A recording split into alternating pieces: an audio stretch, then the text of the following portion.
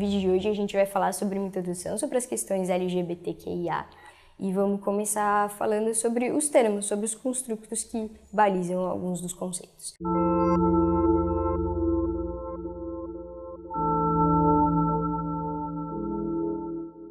O primeiro que é importante da gente começar é em relação ao nosso sexo biológico. Então, vai ter a ver como os nossos cromossomos, eles vão contribuir aí para as nossas genitálias e os nossos aparelhos reprodutivos relacionados. Então, um cromossomo XX vai ter uma genitália com aparelho reprodutivo feminino, um cromossomo XY vai ter uma genitália com aparelho reprodutivo masculino. Isso vai ter a ver com os nossos hormônios que a gente vai produzir e que vai influenciar diversas outras questões do nosso corpo. Mas é importante a gente lembrar que a genética ela costuma ter uma variabilidade muito grande. Então, as coisas nem sempre são tão preto e branco nesse sentido.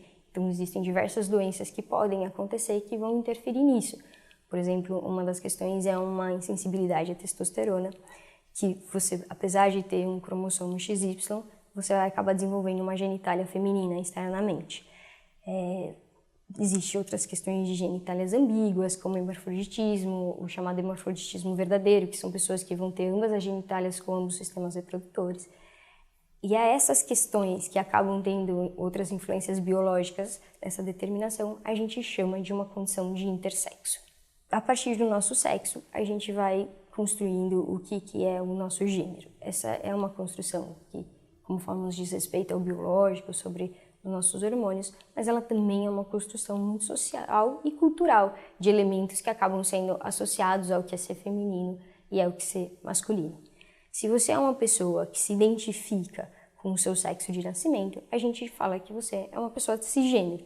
Se você é alguém que não se identifica com o seu sexo de nascimento, a gente fala em transgênero. Esse termo transgênero, existem diversas nomenclaturas para isso, tanto científicas quanto de outros estudiosos. Por exemplo, a classificação americana de doenças, ela vai falar em disforia de gênero. O CID-11, que vai ser a nova classificação internacional de doenças, vai chamar de incongruência de gênero. A incongruência de gênero ela vai se mudar, não vai mais ser um capítulo de saúde mental, ela vai para o capítulo de saúde sexual, que é uma forma da gente despatologizar e desassociar de questões mentais pessoas que têm essa condição. E também as outras nomenclaturas que a gente pode falar são pessoas transexuais, não binárias, queers, e tem várias teorias que vão adentrar isso.